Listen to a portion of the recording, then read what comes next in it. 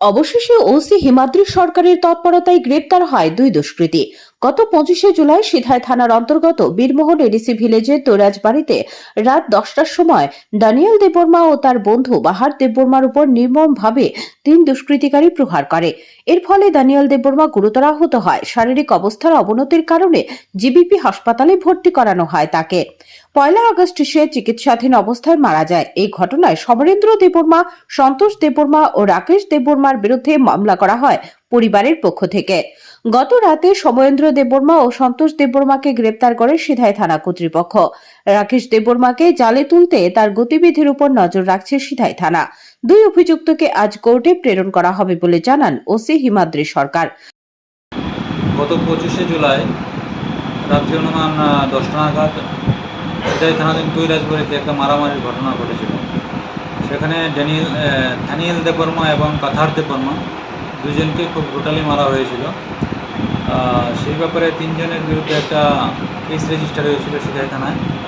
তারা হলো সমরেন্দ্র দেববর্মা, সন্তোষ দেববর্মা এবং রাকেশ দেববর্মা। যাদেরকে মারা হয়েছিল তাদের মধ্যে থেকে একজন দানিয়েল দেববর্মা গত 1/8 এই মাসের 1 তারিখে জিবি হাসপাতালে মারা যায়। তো সেই ব্যাপারে আমরা একটা খুনের মামলা রেজিস্টার করি। তো সেই মামলায় যারা আসামি ছিল তারা পলাতক ছিল। তাদের মধ্যে দুজনকে আজকে আমরা অ্যারেস্ট করেছি। তাদের নাম সমরেন্দ্র দেববর্মা এবং সন্তোষ দেববর্মা। তারা কি মূল অভিযুক্ত? মূল অভিযুক্ত, এফআইআর নাম ছিল তাদের। আর কেউ কি যুক্ত আছে? আরেকজন আছে রাকেশ দেববর্মা, সে এখনো পলাতক। স্যার, দুজনকে আপনারা কোথা থেকে গ্রেপ্তার করতে সফল হলেন? তাদেরকে আমরা আজকে পেশাতক থেকে নিয়ে এসেছি। কালকে কি কোর্টে ফরওয়ার্ড করা হবে? কালকে কোর্টে ফরওয়ার্ড করা হবে। এই মানছে। স্যার, এই ঘটনার পরিপ্রেক্ষিতে এখনো পর্যন্ত এলাকার পরিস্থিতি কোন পর্যায়ে আছে?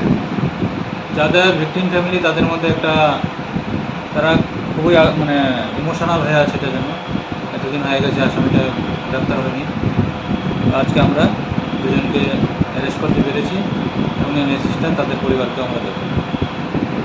Bureau report, news online Tripura.